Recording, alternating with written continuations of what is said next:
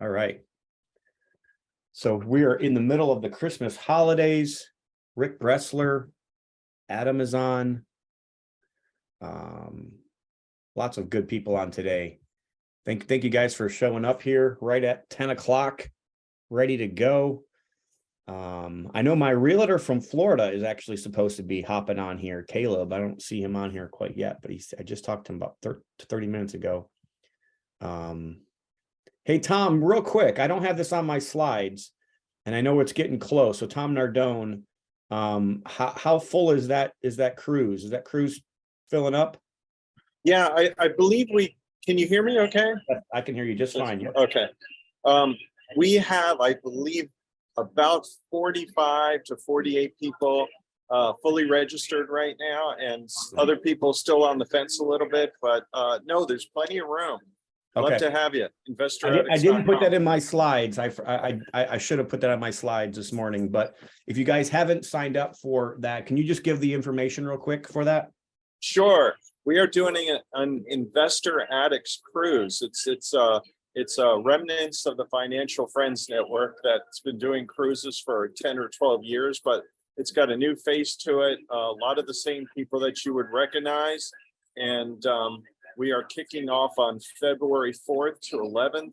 We're going to the Caribbean. Don't even ask me the islands. I don't know, because I don't go for the islands. I go for the people and the networking on board.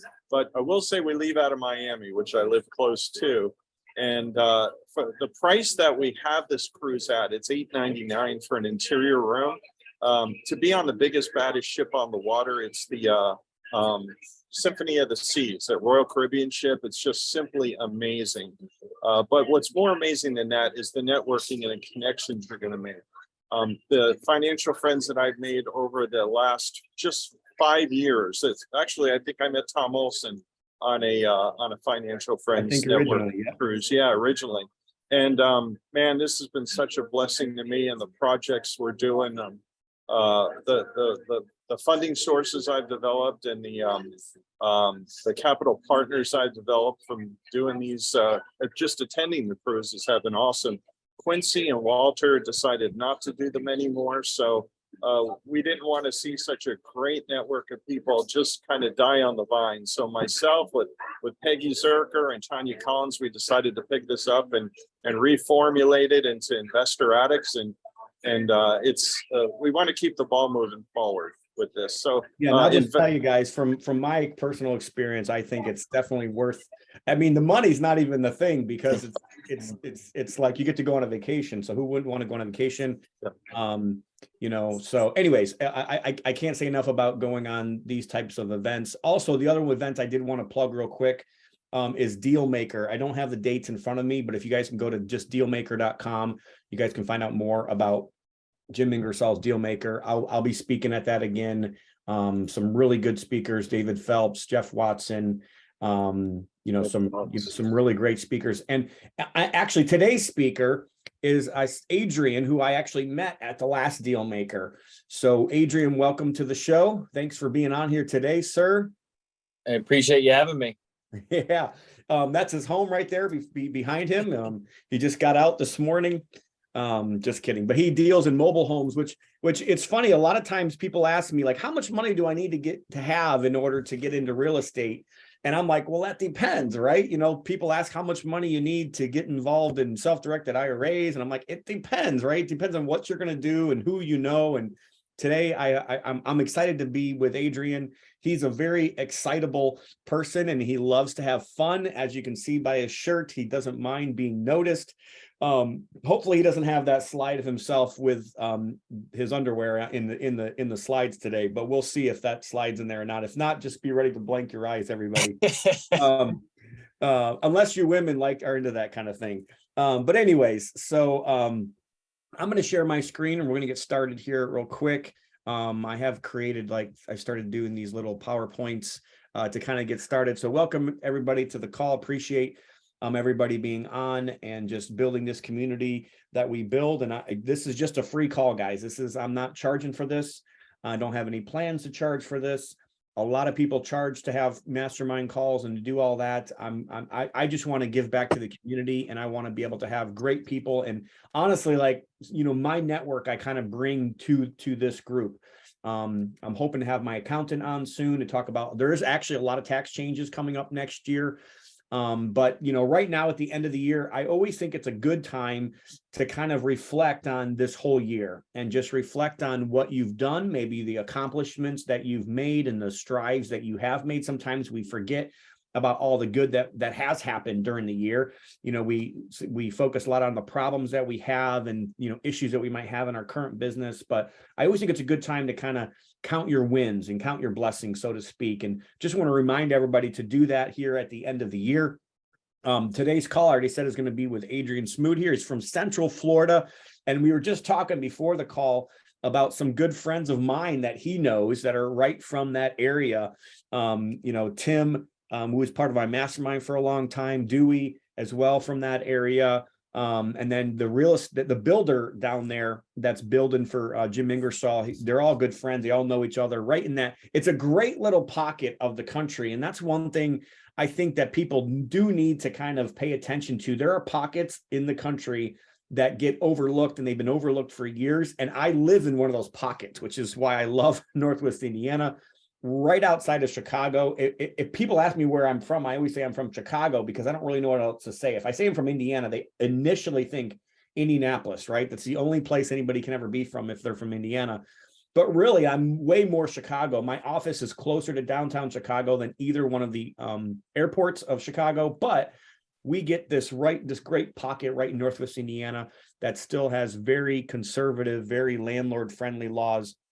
And our rents get to compete with the rents up there in Chicagoland. So this is a great pocket of the country, but there's another great pocket of the country, and they're all kind of all over the place in this little Lakeland, type area, Florida, right between Tampa and Orlando. I think eventually it might just become all one big, huge MSA, kind of like Chicagoland. People from Chicagoland, it's considered Chicagoland from Naperville all the way to Valparaiso, Indiana. It's massive. 10 million people live in this little area. And I think that's kind of what's going to happen there in Lakeland. I'm excited to hear Adrian today. Would be remiss if I just didn't tell everybody a Merry Christmas. I probably won't see a lot of you until after the holidays. But hope you guys have a good time in the next couple of weeks with your family. We've got to enjoy the last couple of days. My daughters and my son even sang last Sunday night in church Christmas song, and he's singing again this Wednesday night. And my daughters performed last night in an orchestra. And then yesterday morning, they sang in a big, huge choir at our church, because our church has a big, huge choir and a good big a Christmas program that we put on. And they're doing stuff again this week and next week. And there's a lot of performances that are happening. Last week was mine and my wife's 25th anniversary. We got to stay at the Langham in Chicago. Super nice hotel. You probably wouldn't, a lot of people haven't heard of that hotel, but it's on that same level of Trump Towers or some of those, really high, fancy places, probably too fancy for me and my wife, but we had a good time celebrating our 25 years of marriage. And normally we go somewhere out of country or out of state, or we've been to, Hawaii and that kind of places, but we got to enjoy Chicago last week. And I appreciate everybody for letting me do that. Somebody's talking. If you guys can turn off your things, that would be great. If you want to keep them on, that's fine, but just make sure that the sound is there. So Merry Christmas to everybody. Hopefully everybody has a good holiday this year. Do want to remind everybody about the real estate free-for-all coming up September 7 through 9. It's right here in our office. We get together for 3 days. We have fun. It's pretty much a free event. We do have a VIP package this year, which kind of includes a lot more of the stuff that we've been giving away for free for the last couple of years. But for the most part, our sponsors do pay for that event. So if you know a sponsor who's interested in speaking and interested in being a part of that, and kind of just knowing, hey, I had a part in providing a free event for the community, you guys can get with me and let me know about that. But we already got people signing up. You guys can go to goodsuccess.com/free-for-all to sign up for that. And we also have the videos available from last year's free-for-all event. You guys can find those on the Good Success website as well. Want to remind everybody about that. Next call, another person I just met at Dealmaker, believe it or not. So back-to-back Dealmaker new people. And I'm so glad I met Ann Kelly. Ann Kelly and me have a great similar Christian background. In fact, her son is actually at Pensacola Christian right now, and where both of my daughters plan to go, which is part of my whole move to Pensacola and our second market that we've put there down in Pensacola. But she has got a bunch of great stuff. She's super, super smart, which I appreciate. I appreciate the spreadsheets. I appreciate going over numbers. She comes from an investment background. Of really knowing her stuff, knowing the numbers, knowing markets, knowing what the Fed does. She's going to probably get into a lot of that stuff, but she does multifamily and some really fun Airbnb type stuff. And she's got a big one right there in Perdido, right by my house, actually, in that area. So she's going to be on the next call. It's going to be a Tuesday, folks. So it's going to be January 17th at 10 a.m. I told you we're playing with the days. Give us your feedback on that. I know some people like Saturday, some people don't like, working on weekends, and they think it's for the family. And I understand all that, both sides of that. But so give us your feedback on the times that we're kind of switching these up. So the next call is going to be January 17th. I've already asked a couple people, but I don't have February's quite outlined yet. So wanted to let everybody know about that. And without further ado, I'm going to let the screen go here. And I'm going to welcome on Adrian. So Adrian, if you want to take the floor, thank you so much. Adrian works with mobile homes, but also it's not just, he doesn't just talk about what he does, but he also wants to have, a lifestyle business. And I think that's kind of a cool thing to kind of go for. I think financial freedom is a good reason. For me, I'm all about working so I can have, so I can give. And I think we should all do that, especially now around the holiday season. We should be thinking about places and people that we can give to and, making that happen. But, being able to use your business to kind of have the lifestyle that you want, I think is also something that people love to have. So Adrian, take it away, sir. If there's anything I can do, we will make it conversational, but the floor is yours. Tom, I appreciate it. As you just said, conversational. I would love, while I'm going through these slides, for everyone to ask questions, the chat, unmute. Personally, it's way more fun for me. And as one of my mentors, Pete Fortunato, says, you teach what people want to hear, not what you prepared. So that is what I really try to do. So whatever direction we want to go, we can go off the slides and keep going that way. Appreciate that. Yeah. I do want to start out with, what is the Lifestyle REI? What is that brand for me? It is me bringing sunshine, joy, and happiness into everyone's life, their business and personal. It's where I'm teaching from my success, my failures. And then thirdly, I have friends that run successful real estate businesses. They're not in the education world, and I'm giving them a platform, come in, speak for a little bit, and then go back and to your business that you love. It's one of my ways, as Tom talked about, getting more education out there at his events. We're all doing that with getting more people out there sharing, because that's how we learn. So let's jump in here. I said it's going to be interactive. So I can kind of get a gauge of who's on here. If you can put in the chat or unmute and just say, are you a single family traditional house investor? Multifamily investor? Just to kind of get a gauge. Let me see. Actually, I didn't even pull up the chat. Let me open that. All right. So we have a single family. Okay. Mobile. All right. We do have one mobile home. Brokerage.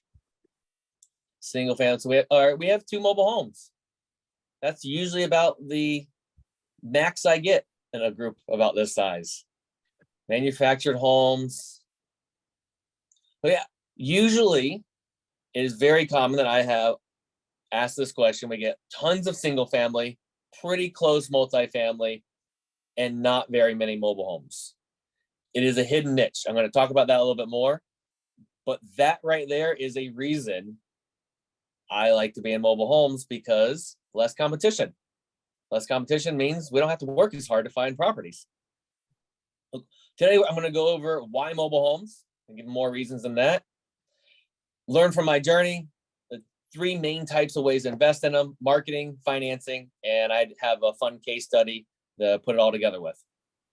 We have to start out with the famous question: why would you sell a nice home like this? who is the famous investor from Madeira Beach, Florida, that always asks this question? He could be one of the big gurus, but he likes running his business more than being a speaker and educator. Does anyone know whose question this is? I don't see anyone going in the chat. So this is going to be a name that everyone wants to write down. Peter Fortunato. He is a very creative investor. And the reason he always is saying we need to ask this question is we're problem solvers as real estate investors. We can't solve someone's problem unless we truly know what it is. But why would you sell a nice home like this? It appraised for about $200,000. It had good bank financing. And most importantly, it cash flowed. So why would I sell a nice home like this? Any guesses?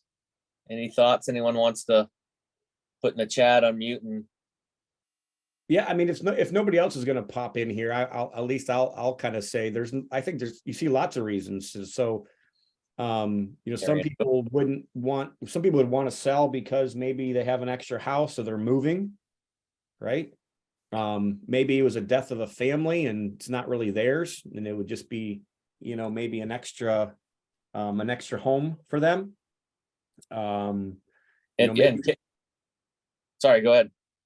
Maybe they just can't afford it themselves anymore. Maybe they've come onto rough times or put themselves into a pickle. So those are some reasons why some people might sell. Yeah, and Ken threw in the idea of carrying a note. Higher CapEx if used as an investment and upkeep. Okay, so the reason I sold this house, which most of us would all say this is a good investment right here. I still think it is. But the reason I sold it was to do a 1031 exchange into the 7 mobile homes with the dirt. The quick on a 1031 exchange, for anyone that's not familiar, I deferred paying my taxes to a later date. And I sold the one and bought these 7. So these are all single units with the dirt. So I paid about $174,000, which quick math will tell you I took some of that money and spent it because I like to spend my money, not irresponsibly, but we're doing these businesses for a reason, for the lifestyle that Tom talked about at the beginning. I had a very small portion of my career that I just snowballed everything right back into business. It did help me grow faster, but I really believe in taking a little bit of money, having fun, going to a nice anniversary hotel, spending it to have fun because we don't know how long we have here. Now I had to do some repairs. All 7 of these to get rent ready, I spent about $50,000 to get all 7 of these rent ready. And that includes the top corner here that has the big old dumpster. We actually decided to scrap the dumpster idea because we had so much, it would have been like 10 dumpsters worth. It was a hoarder house inside and out. They even took the door off because they couldn't move the door anymore. So they took the door off because they hoarded so much stuff. But that's not the real reason I sold that one to buy 7. It's the new net cash flow of $3,300 a month. I saw that in there in the comments there. Cash flow is the reason I did this. I asked you, would you rather have $4,600 a year or almost $40,000 a year? Most of us are probably going to say 857% more cash flow. Cash flow is one of the many reasons I love investing in mobile homes. So how did I get into this? I am just past my 20 years of real estate investing. I grew up in Plant City, Florida. That's right next to the Lakeland, the city that Tom referred to earlier. We are in between Tampa and Orlando. And Tom, there's actually a little area just on the other side, just towards Orlando from me. The guy has had a sign in his cow pasture for as long as I can remember that says Orlampa, because he thinks that he's right in the middle and the 2 big cities are going to grow together. As you were, I wanted to interrupt you and talk about that funny sign, Orlampa. Yep. So I grew up in Plant City. I still live here with my parents. Actually, I'm closer to my parents now than before. Oh, Strawberry Festival. Yes, Tom knows. And we're the winter strawberry capital of the world. That's probably changing because they're selling all the strawberry fields now for warehouse space. But, you know, we won't ever check to see that Mexico is actually selling more than we are or growing more, because that's where it's really moved to. But here in Central Florida, like I said, I grew up here. I live closer to my parents now than I did before. I live 130 feet from them. I used to live 10 minutes and grew up like most people, good family. You know, we went through some hard times. I did not realize at one point in my life that we were having money problems. My parents didn't let us feel that there were money problems. And the short story is we had a stack of credit cards about an inch thick that were all maxed out. And that caused us to go into bankruptcy. My mom today does not say that word bankruptcy. She calls it the B. And the reason is my parents brought us up to have high integrity, meaning if we said we were paying those credit cards, we were paying, and we didn't. Now, I said we have my parents and my two brothers. I'm a middle child, but kind of grew up as the older. Now, if we like it or not, we move on from those times of the hard times. And I ended up moving out shortly after turning 18. And that's where I really started my investing career, because I started as a tenant, a resident, and a really, really bad one. Like, here are a few of my eviction notices. These eviction notices are for parties, mostly spaghetti wrestling parties, mud wrestling parties, pudding wrestling parties. And the center one here in orange highlight there is for parking the motorcycle inside the living room. Now, that one wasn't me. I had nothing to do with that one. I may have been involved in the parties. And we were, like I said, terrible tenants. You do not want to rent to 20-year-old Adrian. But because I was evicted, I bought a house. Because 20 years ago, all you need to do is sign paperwork and they hand you a house. But I did something different here. I moved my friends in to help me get evicted. Maybe not the smartest thing. It worked out well. But I divided the mortgage up amongst my friends so that I lived for free, which was really cool. I got to understand what the last landlord had to deal with, and I slowed the parties down. No motorcycles in the living room. And there I lived for free. I bought a second house because why not? If I live for free, I could make money on the second one, right?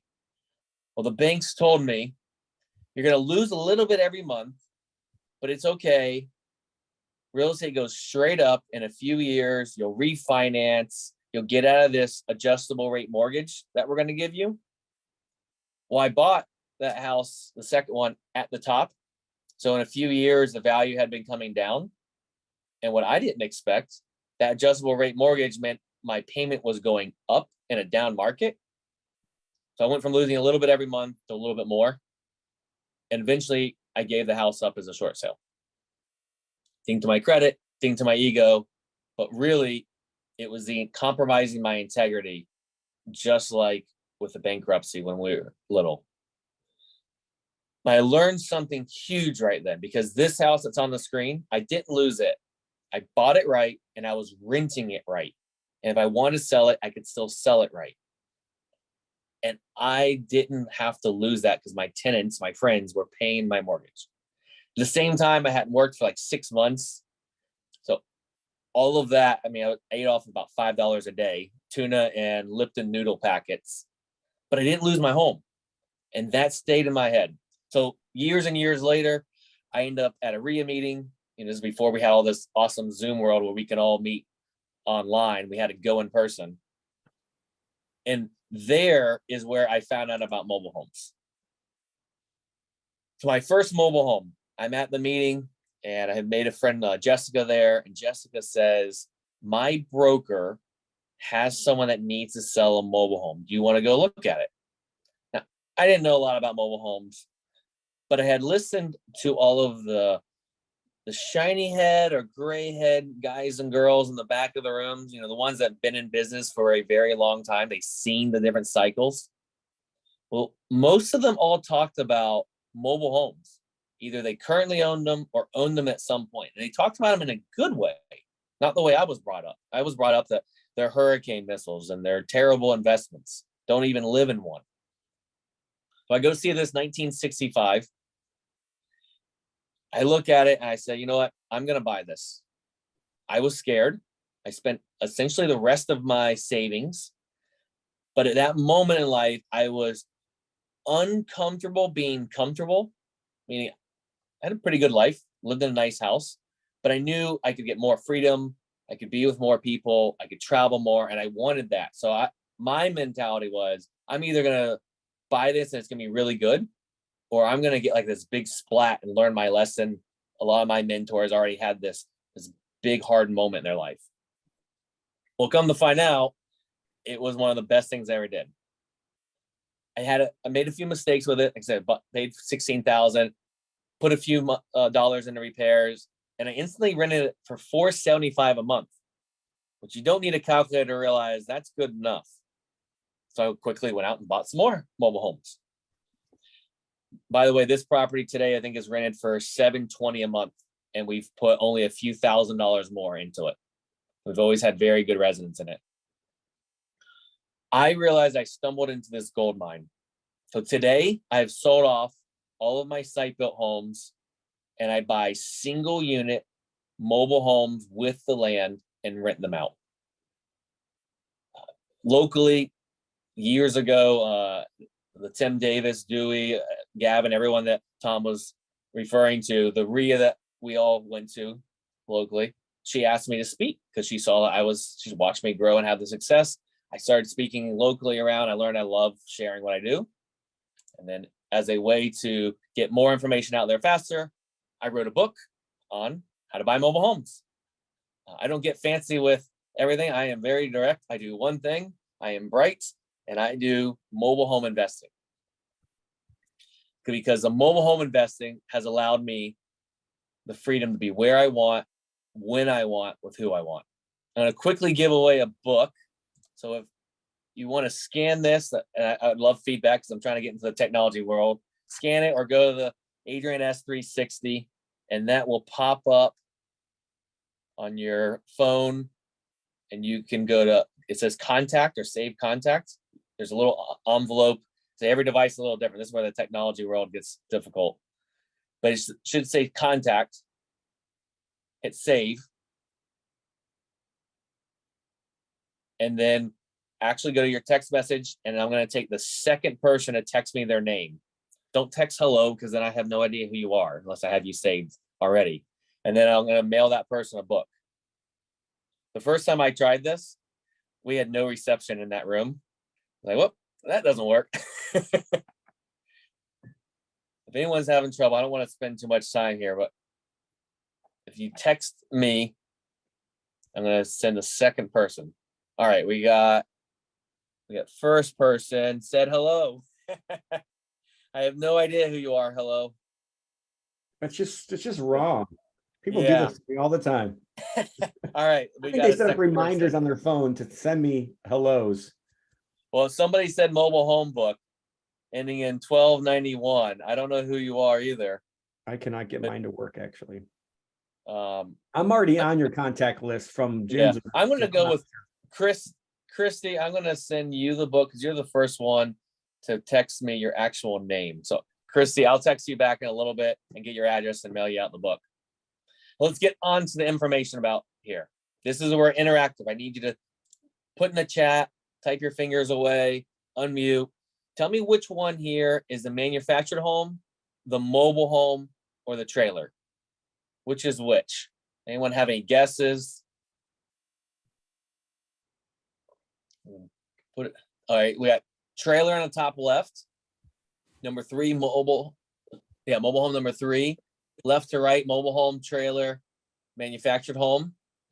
All right, so some of these answers are technically correct, but my answer is if I'm buying, they're all trailers, and if I'm selling or leasing, they're all manufactured homes, because our words really matter. A trailer sounds cheaper. It kind of brings the value down a little bit. So if I'm buying, I want to call it a trailer. I don't care what year.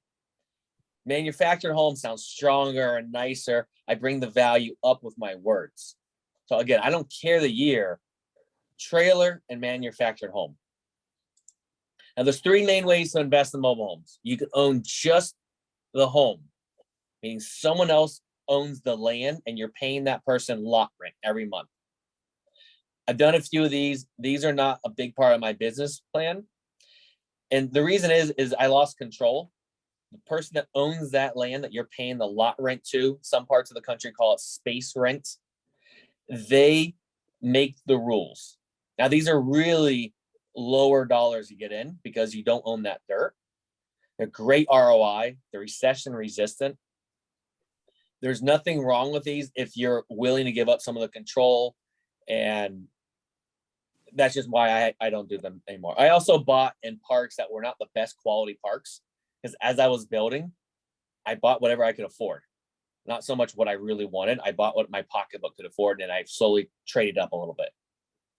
Now, you can also own mobile home parks. These are those big, sexy numbers, lots of zeros. The hedge funds got into these.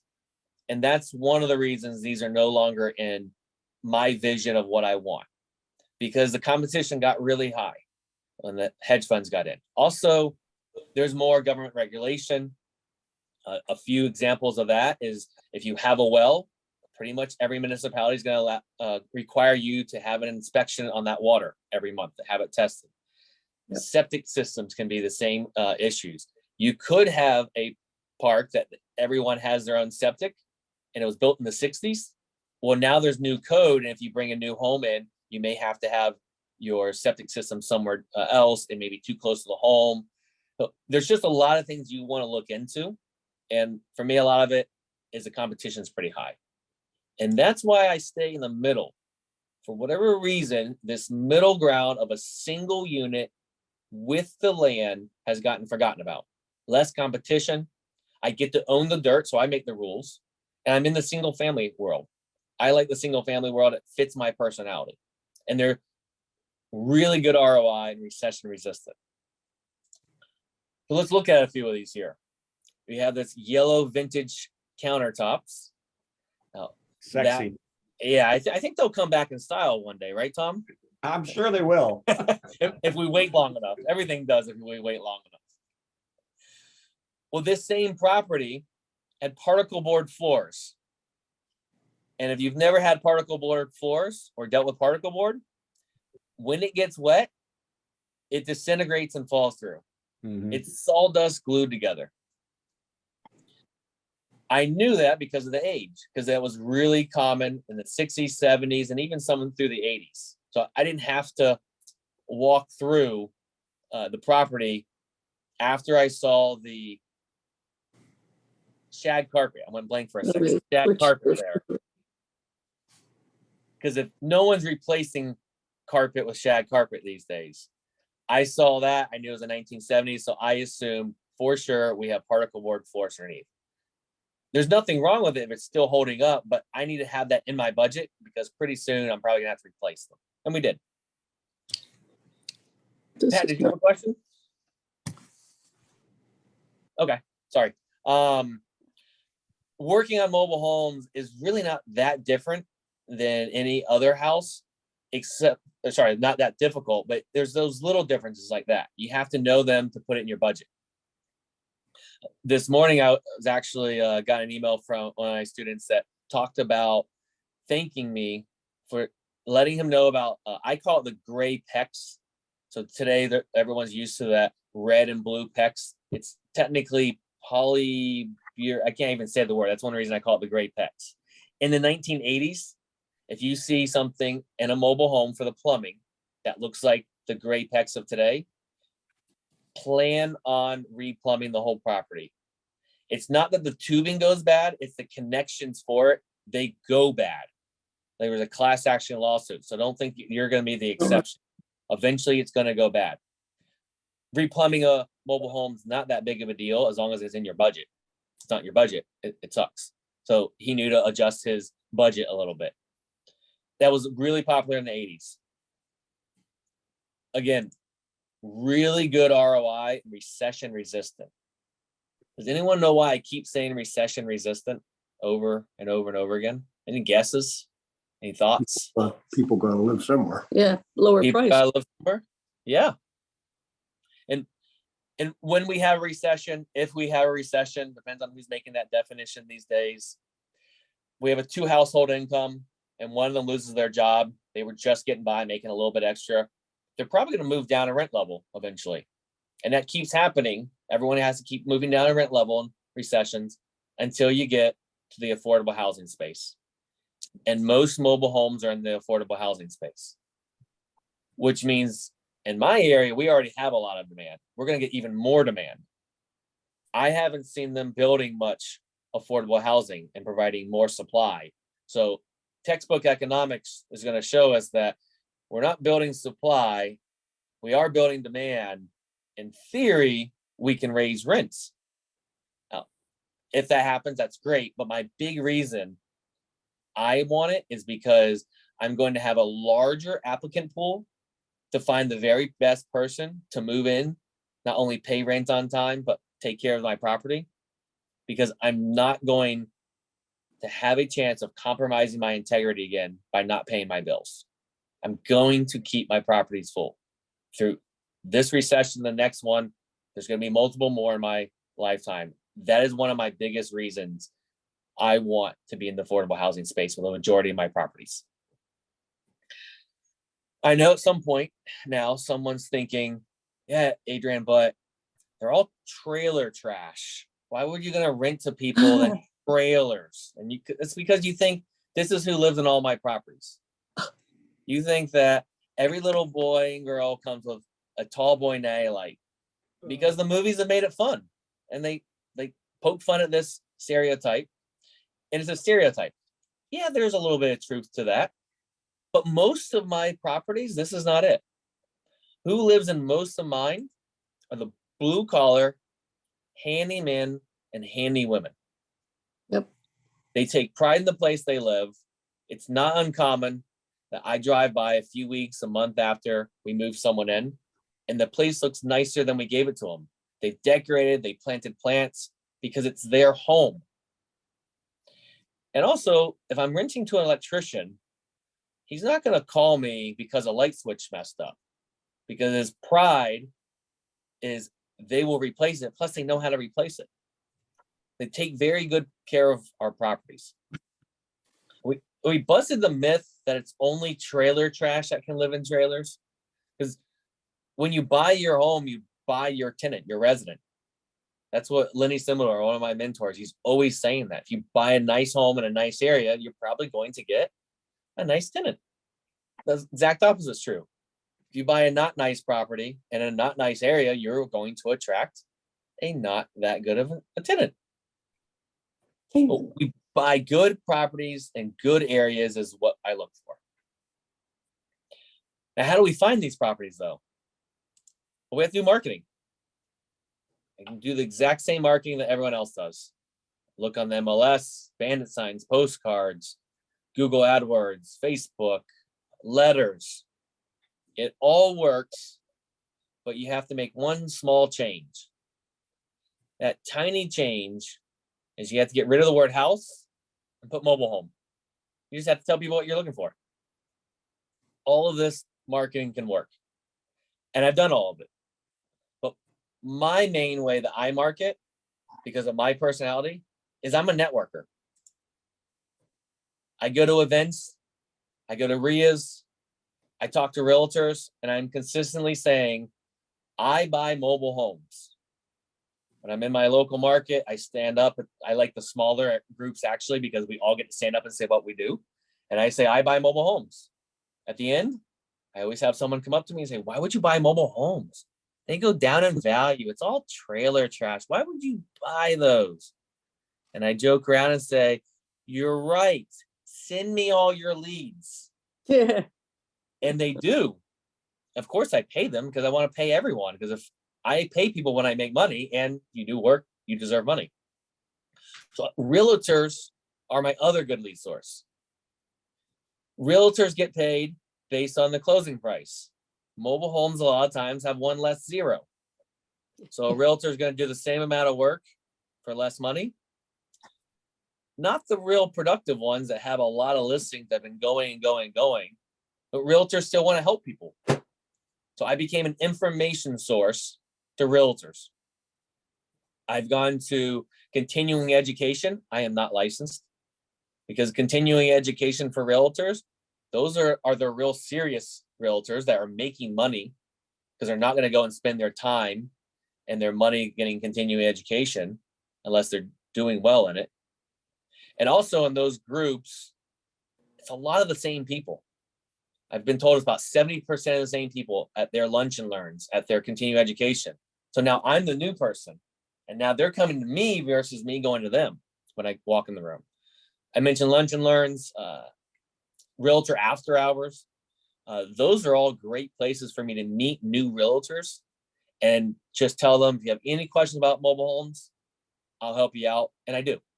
And every once in a while, they call up and say, you know what? Can you just help Sally out? I really don't have time for this. Can you just help them out? Or maybe they'll call up and say, you know, I got one that's going to be listed pretty soon. Do you want to look at it? The realtors have been a great lead source for me. Keep them in the deal. They deserve to get paid. I love paying realtors because I want more properties. They're going to come back to me. Now, through my marketing, I try to have fun. I want to interrupt you there for just one Yes. second, Adrian. Yeah. So let me get this straight. So when you're buying a home, it's a trailer, right? And when you're selling it or renting it, it's a manufactured home. Yes, sir. But when you're marketing for it, it's a mobile home.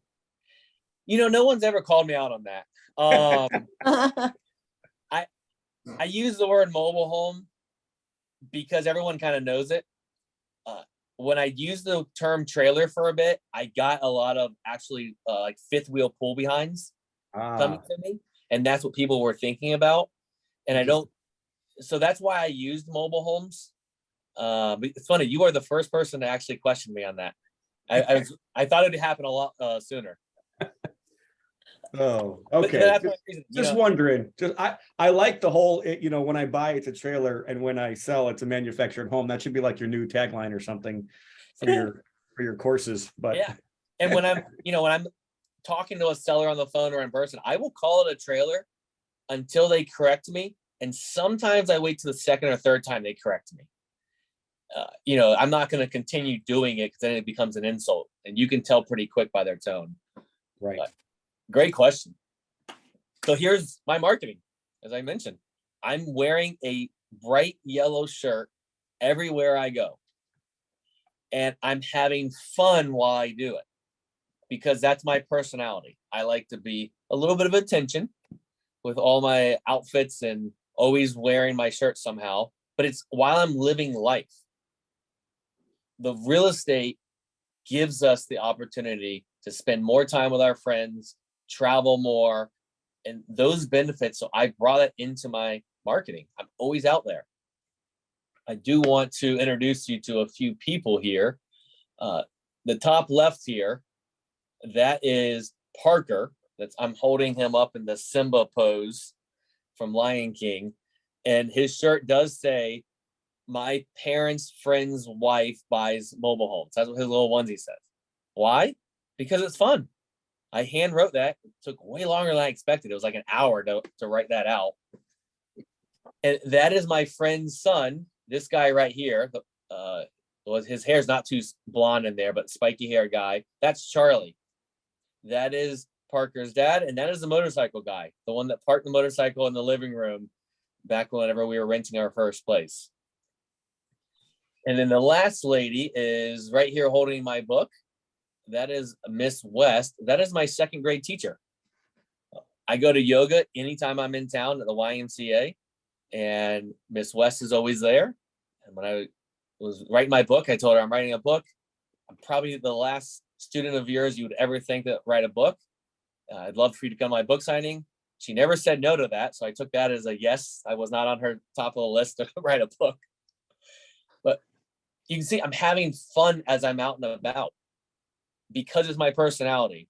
The introverts on the call right now are slightly freaking out and saying, I don't want that much attention. I can't do this. Then don't do it. because people are going to feel that you're nervous and you're off. But there's something in your life that you love with a passion outside of real estate. And if you use that as your marketing, you'll do really well. Star Wars fans love Star Wars and they will connect with you. If you have a dog, a cat that you absolutely love, not just because you want to use them for marketing, use them, because when you get in that conversation, people are going to be able to tell that you won't shut up about your dog. And then you're going to connect, because the dog lovers are going to connect with you. The cat lovers are going to connect with cat lovers. That is, to me, the best way to do marketing, is it has to fit your personality. Now, fun stuff, but Tom already kind of warned you. When I go swimming, I still want to be marketing, and I still want to be different. So this is what I did.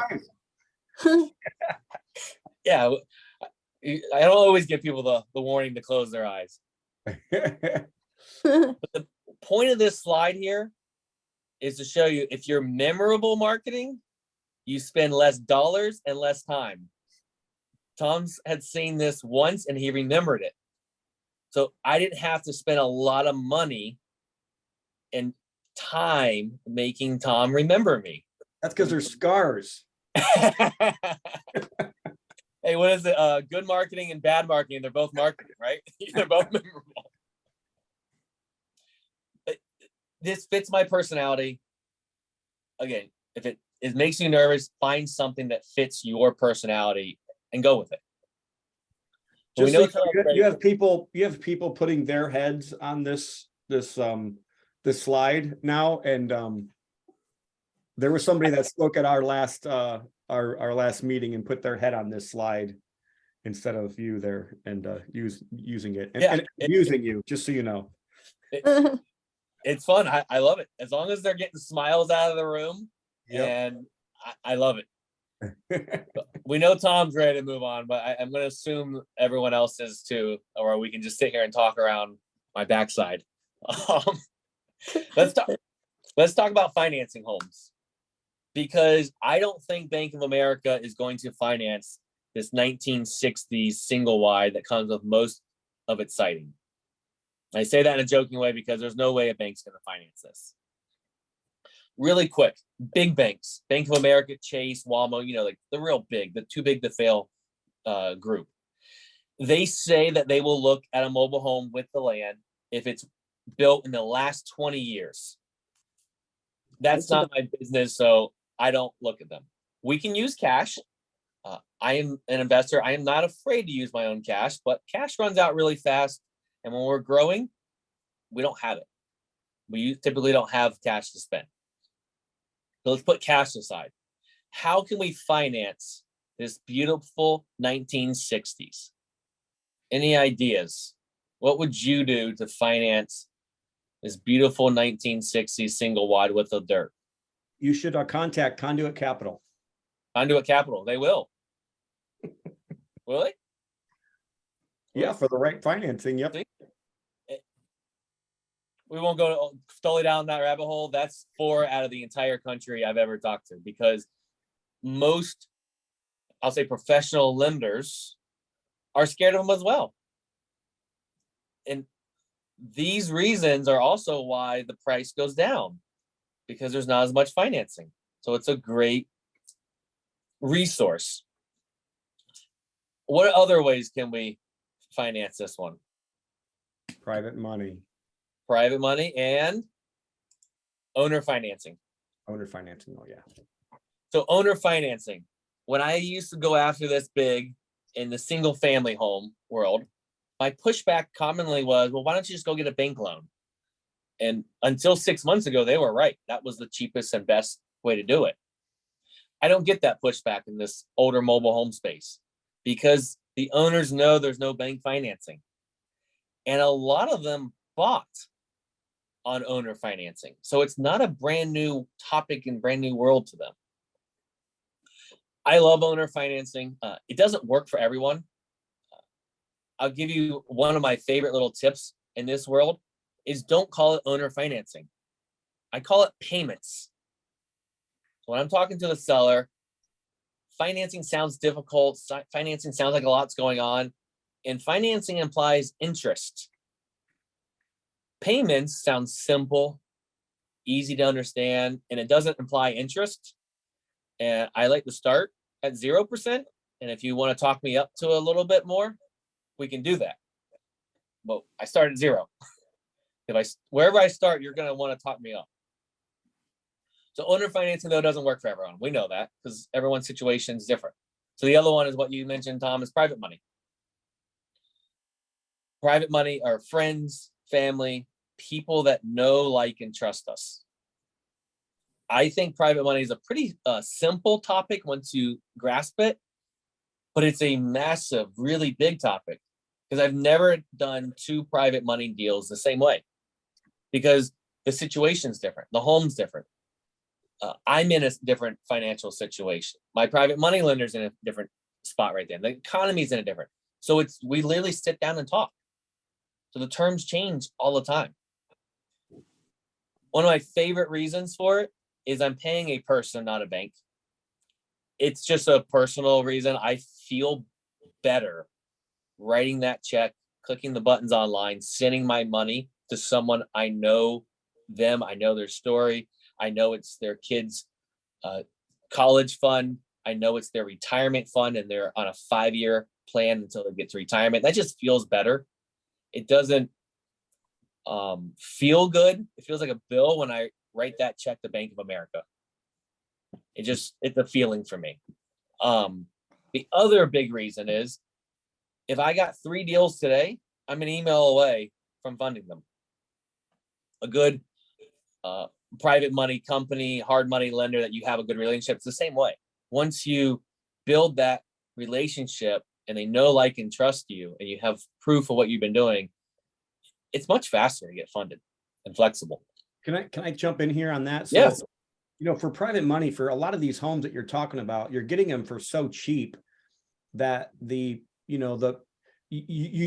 everybody's used to thinking like, if I pay double-digit interest, that like I'm really like, I'm killing myself. But the problem is you really can't afford real, you can afford 12, 13, 14, 15% on these amortized over 5 years or something and get it paid off. And then you have a free house, on the back end of that. As long as it's cash flowing for you, it really is, a way to, and that's why I said conduit capital. It's not something that we really market for, with our fund. But if the deal was right and it's not a ton of money and I feel like it's going to cash flow for the operator and the person that's going to buy it, then why wouldn't I loan that money? It's a pretty secure loan if the person is also vetted as well. You know what I mean? So as long as I trust that person, and they have, a decent financial background themselves, if they're not the 20-year-old that you were when you were getting evicted, then I'm just saying, like, I think sometimes people have a big block when it comes to getting private money,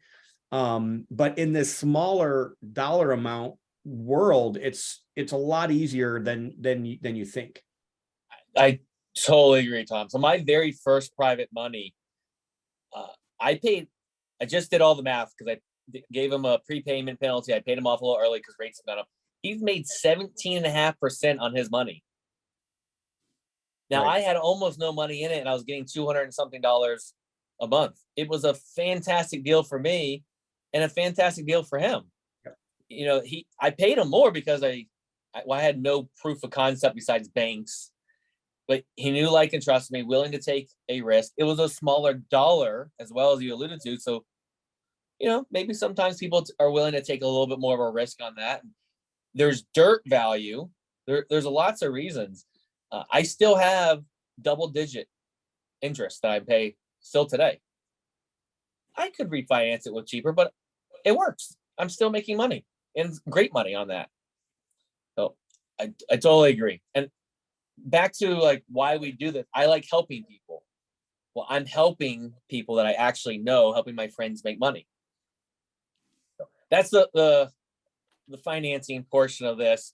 This is one of my favorite topics, so I could literally talk all day on it. But let's talk about the fact that there's no mobile homes in your area. I always have at least one person ask me that, so I decided to start putting this slide in there. Last night I went on Zillow and I just pulled up different parts of the country because I knew people would be from all over. More so that you can see all of the recent sold, all these big yellow dots all over the country.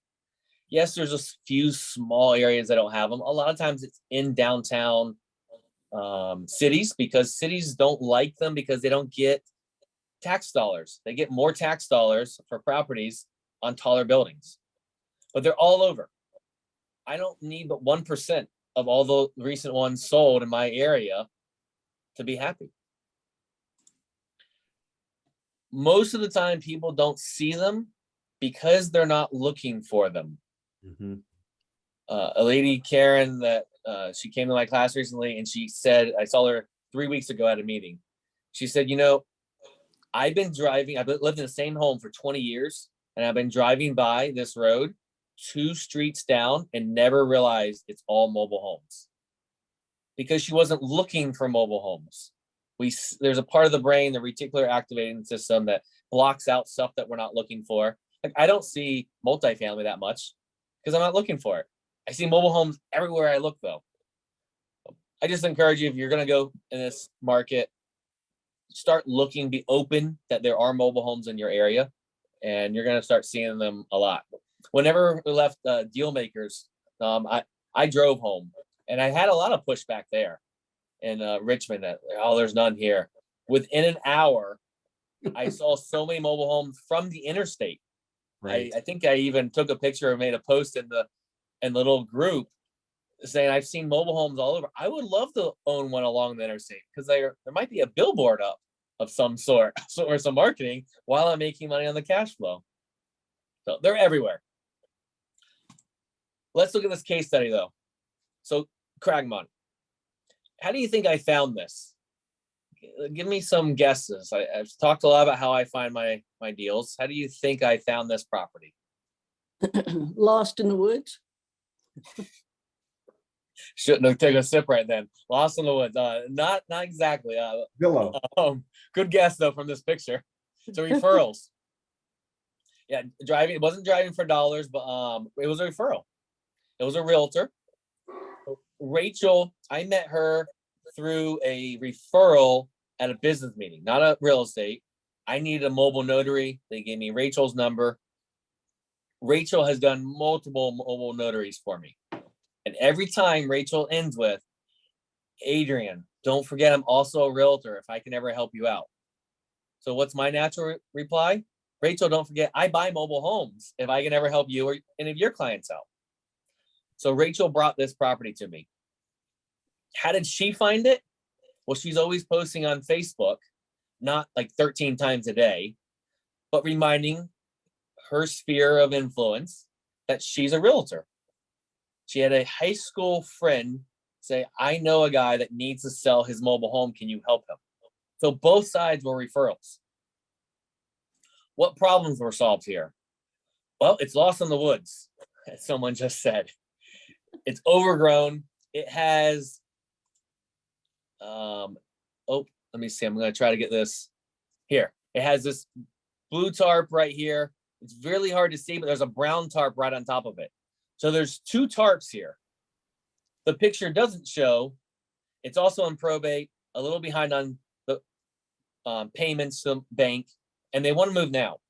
So it's got some pain points of why they want to sell. Rachel told the sellers, look, we can list this on the MLS, or I know a guy that buys properties just like this. If you want, we can see what he would pay. If not, we'll list it and take our time. Obviously, he liked my offer. Rachel was there to help both sides. But what else did it do for her? She got both sides of the commission. So because she's out there helping, she had a financial benefit by getting both sides of the commission there. How did I pay for it? Private money. I attempted to sit down with the seller, but Rachel just couldn't make it happen. You know, it is more difficult when there's a realtor involved to get a sit down. I still gave a pretty crazy offer. I didn't know all the problems. I just knew some of it, but I gave essentially a subject to owner financing, a little bit of cash offer. Wrote it in a weird, crazy way trying to get the seller to be like, I want to know more. I don't understand. I want to know more. It didn't work. Rachel wanted to know more though. Ended up having to give them their cash offer. So I took some private money. Rehab. Obviously we had to do the roof, the outside. Inside, this is a 3-bedroom, 2-bath. It was in pretty good condition. So we would have been judging a book by its cover by looking at just the outside. Luckily, they got those tarps on there right away. So there was only a tiny spot of the ceiling that was damaged. Both bathrooms, we had to redo the shower wall and then the tub wall in both of the bathrooms. And that's really it. Like I said, they took good care of the inside. And then we put it for rent. I put it for rent in December. This is actually last year in December. And it was rented for $1,610 before Christmas because there's demand. That's a little bit in the higher range of the affordable housing in my area. And it did come with land. Yeah, good question. It came with land at about 1/4 of an acre. And it was a fenced, it had a carport, a little shed in the back, everything I love because that is what my ideal resident loves. They want a fenced yard. They want a little workshop to put their tools in a shed. So let's talk about it. Let's see, look at the numbers. I paid $83,500. At this time, this is the most I had ever paid for a mobile home by double, a little over double actually. But I knew a system, it worked. I didn't have to reinvent the wheel. You just change the numbers and it rents for a little bit more than the other ones. So I was very confident in it. Obviously, we had to put some more money in it. We have a total of $105,600 in this property. And I borrowed $70,000. Is everyone caught up right here before I move on? Are we all good with these numbers? I borrowed from someone that knows, likes, and trusts me, $70,000. And for people that are like, who do you ever borrow money from? This is my insurance agent. So he's the person that saw what I was doing. That means my money, I have $35,600 of mine in this deal.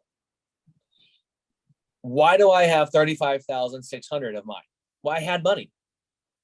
3 years prior, I wouldn't have $35,600 into this deal because I didn't have $35,600. I would have done one of two things.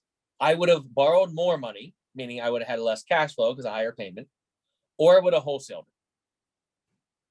3 years from now, I can't tell you what I would do because I don't know what situation I'm going to be in. I don't believe that I don't believe the goal is to have $0 in a deal, and I don't believe the goal is to have a home run, best deal possible every single time. If I can help the seller out in a way that I can make money or help the seller out in a way that I refer it to someone else, I've done my job. And I make my deals according to where I'm at that moment of my investing career. That's why I can't tell you what I'll do in the future because I don't know how much cash I'll have. I don't know if I even want a property in that area. I make my decision based on where I'm at that time. All right. So I rented it. $795 a month net. That's after taxes, insurance, repairs, our maintenance fund, CapEx, any fees. $795 of predictable income every single month coming in, which means I have a 26% cash on cash return. My $35,600 is making me 26% every year. Is that a good return? To me, yes, I'll take that every day of the week. Crypto people might be saying, no, I can make more. Well, this year you're not. The stock market, the average there, I think is 8% over the very long run. They're not making that this year. I'm very happy with 26%. If it was 24%, I'd still be pretty happy. The reason I like how much was this house renting for? The gross is $1,610 a month. The net is $795. Wow. And something I realize I don't talk about enough. Our property taxes are usually much lower than a site-built home, sometimes by a third or a quarter, because there's less value in these mobile homes. So I'm saving money right there. on them. And our insurance, same thing. I usually pay a little bit less insurance because there's less to repair if they had put out an insurance claim. But this is how I grew really fast, by finding a high rate of return. I actually, when I was starting to grow big, like not big, faster, my goals were to grow faster. I wanted to keep marketing same houses so I could wholesale those. And my coach was like, those will come, focus on what you really want. And right now you're telling me you really want cash flow, not appreciation on other things. So I focus only on cash flow. That's great cash flow. But the bonus here is I actually have equity. Now this hasn't happened in all of them, but this one right here, I have $105,000 in it. If I wanted to sell it, it's worth over $200,000. If I sold it, I'd have to go and put the money to work somewhere else. And I like lazier money that just keeps coming in. But we never know what's going to happen in life. I might need to sell it. This right here, for the conversation we had earlier about borrowing money, this looks like a pretty safe deal to a lender. When they see all of these numbers, I could have borrowed more, like I said, but I had some cash and I want to get my cash to work. Again, I bought this right. I'm renting it right. And if I want to sell it, I could sell it right. What do we learn from all of this? Mobile homes rock, obviously. This is the home after we cleaned it up. They allow you to be where you want, when you want, with who you want. And I call that lifestyle freedom. The little secret here is I'm not here to just sell you on mobile homes. It's the benefit that mobile homes give us that's most important. The freedom to live your life how you want, with who you want, and where you want. That's what I think is most important. Right. Now let's look at this property. Hmm. This is my good friend Mark Bracy. This is actually his daughter Harmony, scratching her head like, Dad, what have you gotten yourself into? What are you doing here? Now, Mark Bracy's in Jacksonville, Florida. He owns rentals, but what he's really good at is he fix and flips mobile homes. So he could see, I can fix and flip this. I don't know that I would be able to see that looking at this thing, but I would be looking at this. This is a good rental. What did he do with it? He turned it into this and he sold it. I don't remember the exact numbers on it, but these are the same mobile home. I mean, a lot of people think that's pretty crazy. You would never think that you could fix that up. If you understand what you're doing by fixing them up, what to look for, and the different repairs that you need to make, it's possible. I think Mark's done, well, I know last year he was over 130, so I'm not sure where he's at now. He's probably around close to 140 mobile homes that he has fixed and flipped, because he started as a contractor. One way he learned it, and he doesn't have to do 12 a year because he makes bigger profits, because most people aren't looking at them. Jimmy has come to many of my classes. What I want to point him out, though, is because you can see in the background all the mountains. He's now able to travel, have that fun that I keep talking about over and over and over, that Tom alluded to at the beginning, that we're doing this for more reason than just making money. Him and his wife get to travel all around now while still running their business. So you got to take action. Hopefully you're on every month listening to the different topic, and you just listen every month. You're not going to be benefiting your life. You need to take a few pieces to take action with. Well, a few of my favorite quotes when it comes to taking action is the price of inaction is far greater than the cost of making a mistake. Meaning we take a little bit of action, we move forward, we trip, we learn from our mistake, we get up, we keep going forward, we fail forward, get back up and keep going. That's going to get us much closer to our goals than just studying and never doing anything.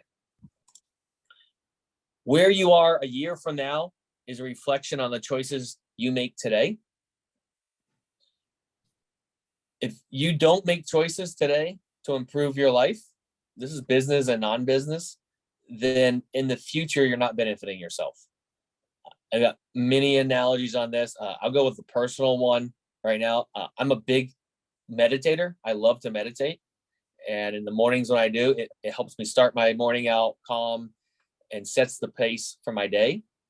But it also builds for the day that I have something really bad happens, or not something out of my control. I'm able to be calm through the storm of things.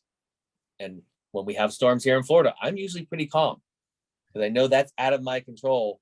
And I believe it's because of all my days of meditating. I can't just meditate for an hour one day and all of a sudden my whole body's gonna be calm.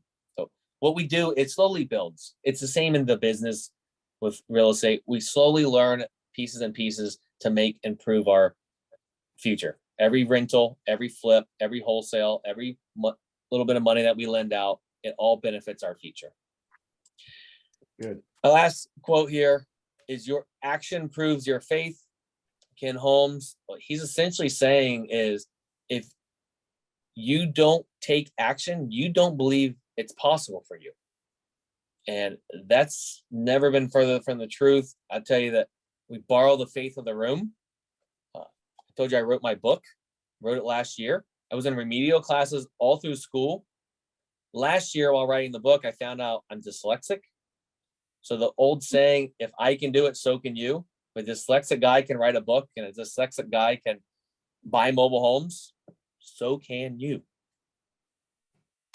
Excellent. That's the confidence we get from being in rooms like this and learning from different people. We get the confidence to go and take action with it. My last little story is actually about Gavin, that Tom knows.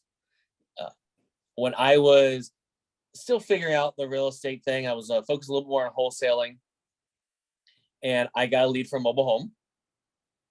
Didn't really know what to do with it. Gavin had given me a bunch of comps and different things. He's a realtor, he's a builder, he's a property manager, he's an investor. He knows everything. So I was like, all right, I'm just going to give him this lead as a thank you. I didn't really know what to do with it. Well, Gavin knew how to make money with it. He bought it for about $18,000, put it on the MLS, and he made an $18,000 profit because he understood what to do with it. To twist that knife a little bit, which was not his goal, because he did ask me like 3 times, are you sure you don't want this? Are you sure you don't want this? He had a podcast at the time, and he talked about this deal for like 3 or 4 straight weeks on his podcast. And I realized how much money I left on the table.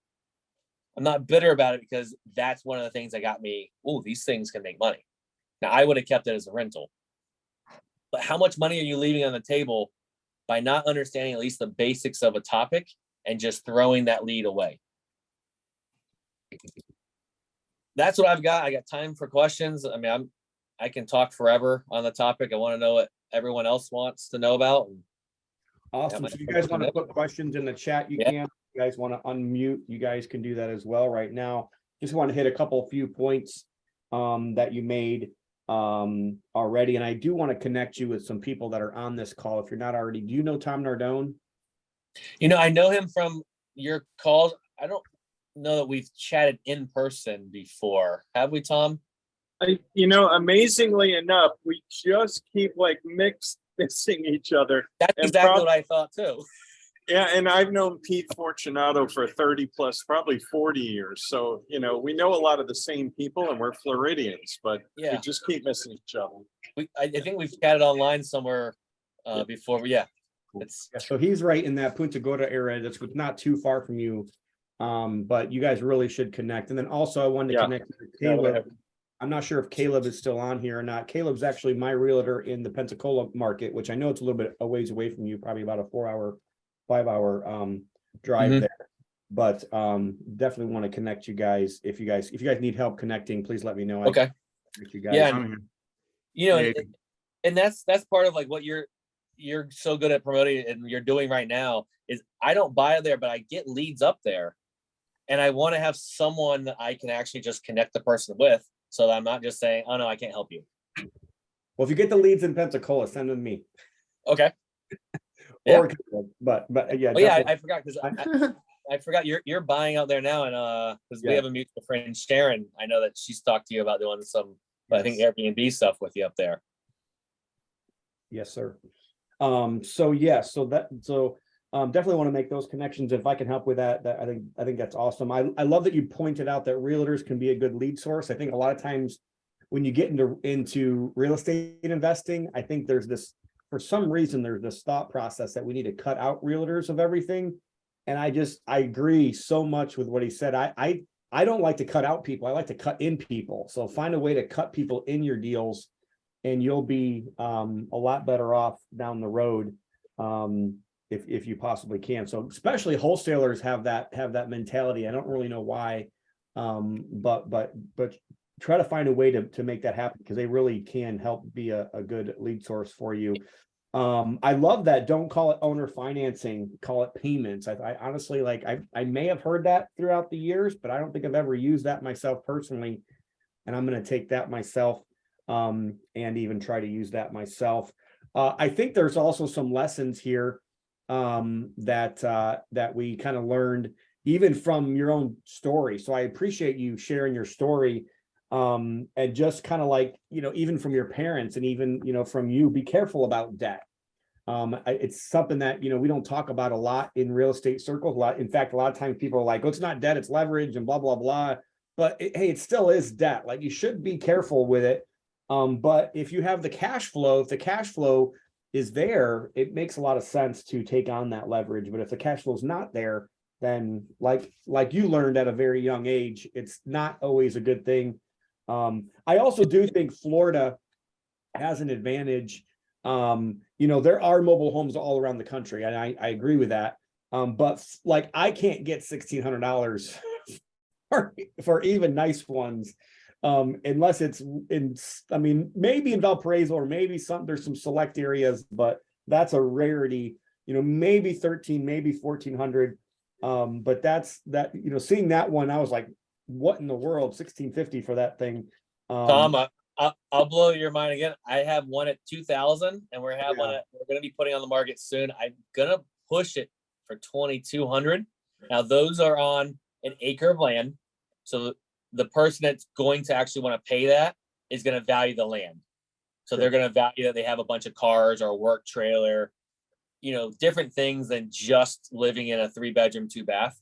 Mhm. They hit a full workshop on it. So there's other reasons that I can sometimes get the higher rent. So I do think that Florida is a different world right now. I feel like Florida and Texas are probably more insulated than any other states in the country. A great friend of mine, and you probably should connect if you haven't, is Glenn Stromberg. He does mobile homes, but he only does mobile homes on land that are newer than, it's actually 91 or 92, whenever HUD changed their standards. So he only does the newer stuff, and he does a couple hundred a year in Texas, in South and North Carolina. And he's mutual friends with a lot of other people that we also know. Wendy Sweet and Jim Ingersoll and people like that you would know very well. But Glenn is a great, friend of mine as well. But I do think that, a lot of those markets in Florida, Tom's he's getting $2,000 a month or higher for a lot of his, in his areas as well. One question, I'm glad it got brought up. I kind of wrote it down as well. You did talk about insurance and taxes being a lot cheaper, which I can testify, even in my areas, they are cheaper for those. But Florida as a whole, and I'm even having this issue right now, honestly, Florida, it seems like the insurance market is a freaking mess. So You're being nice. can you who are you using to insure these in Florida right now? And I'm actually looking for a second insurance company to be able to help me with some of my properties in Florida, just regular properties, not even mobile homes, but especially mobile homes now, because you would think in Florida it's probably even harder to insure a mobile home, maybe. But can you give any referrals, or what are you doing for insurance? Yeah. So in a normal world, which we're not, for the people that are not investing in Florida right now, Florida is a mess with insurance. Essentially, they were under leveraged. The roofers came in and said, got a bunch of storm damage when it maybe not have been storm damage. And a lot of the insurance companies tried to pull out. National Rearguard is who I've used for most of my properties. I believe I mix up their name sometimes. They're out of Kansas City. They only NREG. Yeah, INREG, yeah. They only insure investments. Now, they are not writing in Florida this minute. But I talked to the guy that's over Florida, I think 2 months ago, and he said, come January, he's back. He had to stay out until the end of the year because they had spent all the premiums and their business. But he's like, I make a lot of money in Florida. We are going to be back. So that is who I have most of my stuff through. Okay. They will insure mobile homes. They've never cared about the age. Now, I can't always get hurricane coverage or named storm coverage. So the one that's behind me here, there's no named storm coverage on it. Not getting it, not possible. At least anyone I have found. That means the price has to come down. I need a higher return if I can't get hurricane coverage on that. One of the big ways somebody got me past that mentality of it, he said, well, there's 1965 still sitting around. Yeah, so what's your point? He replies, well, they've been through more hurricanes than you have. Mhm. You know, that kind of sat with me. Now, they're definitely not as safe. They have a higher chance of getting blown away. That's why we have to buy at better rates. I do self-insure a lot of properties. This would be one of them, meaning I only have liability coverage on it. It's something I'm comfortable with. I wouldn't be comfortable if I only owned 3 properties, because a wipeout of one property only owning 3 would be pretty bad. I think everyone has a certain number that might become comfortable with. But National Rear Guard, I will tell you also, closer you get to the inland, so I'm not on the shore, we can get hurricane coverage. We'll see what happens next year when it's back, but we were able to get hurricane coverage on older homes. So mid 80s, I was able to get coverage on, where right on the coast, probably Tom can't get hurricane coverage on a 1980s model, because he's going to get hit way before. He's slowing the storm down for it to get to me is what happens. Sure. I mean, the way NREG told me is that all of my properties are still insured, that I still have with them, but they just wouldn't write anything new. Yes. So but he that was said definitely an issue for me. And I just didn't know if you could, if you're using the same company I am, and a lot of people that are already on this call, I know use them. We'll check back with him in January, because he told me they're gonna start writing in January. This is the main guy over all of Florida for them. I saw him at a conference because I went to him about possible insurance. I had a tenant that I took over, stole everything. I'm talking about the AC unit, the island of the home. I mean, he took everything with him. So yeah, just one thing to consider though, if you're not insured or you're underinsured, then how are you protecting or insuring your lender? Because I think that's, as a private lender myself, and as a, owner of Conduit Capital, like that's how I'm always looking at this too. And that's why vetting that person in a situation like this is a bigger deal. Because I wouldn't be comfortable with that as a lender, unless you can show me some other way that you're going to be able to take care of me if for some reason something gets wiped out. And that's exactly, have that conversation. There's a lot of different avenues, throwing some ideas out with that. If someone's going to have that conversation, I have free and clear properties, and I could maybe tell you, hey, we could put a blanket mortgage on both, or hey, I always keep a few in case something happens here. I haven't done this one, but Pete Fortunato talks about it sometimes. He'll have that conversation and say, look, this is what I'm going to pay in insurance premiums. Do you want that instead? And LTV, a lot of my properties I'm buying or leveraging at dirt value. So if it got wiped out, there's still dirt. And then sometimes you're right, it just doesn't work. I want the lender. The cheaper one doesn't scare me as much, but like an $80,000 one, like you talked about, that would be, I'd be a little bit more concerned with that kind of money. If it was 25 or something like that, I wouldn't be as concerned. And I'd be willing to be self-insured at that point as the lender, and you can send me the check every month instead of the, but I just figured I had to have that. Yeah. That I mean, question. like I said, we do have hurricane coverage on some properties. That's why dealing with a human being is so nice, is we can talk about that. Right. No, I agree. Bank of America is not going to have that conversation. They're going to have a form that this is what you need and there's no options. Awesome. Well, thanks so much. I don't think there's any more questions in the chat. Could you unshare real quick? Oh, yeah, sorry. My screen real quick. Where do I find that? Sorry. Top middle. Top middle. Usually it pops up, sorry. The top middle. Hit. Top in the middle. Unshare. There you go. There it goes. Sorry. And, no, you're good. You're good. Thank you so much, Adrian, for sharing. Adrian's going to be one of the speakers at our next event coming up here in September, and I'm excited to have him. We had Glenn. I think Glenn actually will be here again. So we're going to have a couple, and Tom Nardone spoke last time, and a lot of his stuff is mobile home. He's even building and putting new manufactured homes on. So there's a lot of different angles from the mobile home sector. And I agree. I think you should be thinking, I really want to be in affordable housing. It doesn't matter if it's, in certain areas of the country that are affordable, if it's mobile home, if it's, mobile home on land, whatever it is. I think affordable homes is where most people, want to be in, especially if they're in the single family business right now. So I want to remind everybody about our event, September 7 through 9. That is the week right after Labor Day. So I want to make sure everybody knows that and has ample time for that. But we're going to have a lot of fun here. I promise you, these events are really amazing. I had no idea we were going to have so much fun with karaoke last year and having Tom Berry singing 4 or 5, karaoke songs. He was actually pretty good too. So we're going to do the karaoke again. We also do horror stories one night. So we get everybody to come up and tell their real estate horror stories. We have Giordano's Chicago style pizza, where they actually know how to make pizza up here in Chicago. That's the one thing I hate about Florida, is they do not know how to make pizza down there. But we have a great time at the real estate free for all, and it's educational. You get to meet a lot of different, people, and a lot of my lenders and my investors come as well. A lot of the local network will come as well, and some really, really great speakers will be there. So make sure you set your calendars for that.